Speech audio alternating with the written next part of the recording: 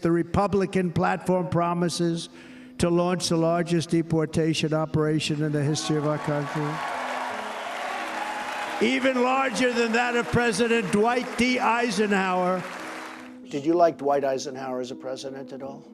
Well, I wasn't around during President Eisenhower's... Okay, but he was a fair man. He did this. He was a great American. Yeah, he did this with over 1 million people. He did it, and it was actually very successfully done. It is a manifest right of our government to limit the number of immigrants our nation can absorb. In the early 1950s, the southern United States ran on Mexican labor. The Bracero Program had been operating since 1942, a formal agreement between the U.S. and Mexican governments that brought legal, contracted farm workers to America. Trump refers to it as Eisenhower's plan, but it was really the plan of the Immigration Service and General Swing. General Swing was the Commissioner of Immigration. And being a former general, Swing had a military way of looking at the problem at the border. Every 30 seconds, a so-called Mexican wetback enters this country illegally. The number is increasing. At its height, nearly 500,000 men a year came through. The U.S. government invited them, made the deal. Then, in the summer of 1954, that same government decided it had a problem. They preferred undocumented workers because they had fewer regulations governing their treatment.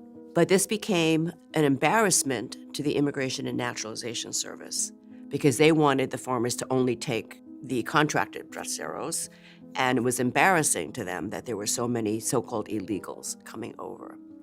So the Commissioner of Immigration, Joseph Swing, concocted this big plan to round up and deport the so-called wetbacks, right? Wetback was an ethnic slur, really. It was the idea that people swam the Rio Grande to come over illegally, right? So it's called Operation Wetback. In California's rich Imperial and Coachella valleys, guards round up Mexican workers without identity cards and start them on the road back home. These people were just rounded up, put on trucks and buses, driven over the border, dumped on the other side, sometimes in the desert. In one case, 88 people died from sunstroke, and more would have died had the Mexican Red Cross not come to their rescue. You know, former President Trump said that this plan would follow the Eisenhower model, that it would follow so-called Operation Wetback. I don't speak for President Trump, and I don't know what the Eisenhower plan even is. The historians that we spoke to call it a civil rights disaster. People were deported in dangerous conditions, and some people died. If President Trump is saying that that's the model, that gives a lot of people President pause. Trump's not talking about. Look, I know this man. There ain't no Following way. the Eisenhower model, way. we will carry out the largest domestic But that deportation doesn't operation in mean American people are history. going to die. Okay. That doesn't mean civil rights are going to be violated. President Trump doesn't mean that. But you could understand how someone might Well, he could think say that? he's got Fear the that? Eisenhower plan was a massive deportation, but it doesn't mean all the negative things that happen are going to happen under his leadership. You look back in the 1950s, you look back at the Eisenhower administration, take a look at what they did, and it worked. They're not Mexican workers. The large numbers of people who are crossing the border are asylum seekers. They're fleeing civil war, civil strife, gang violence.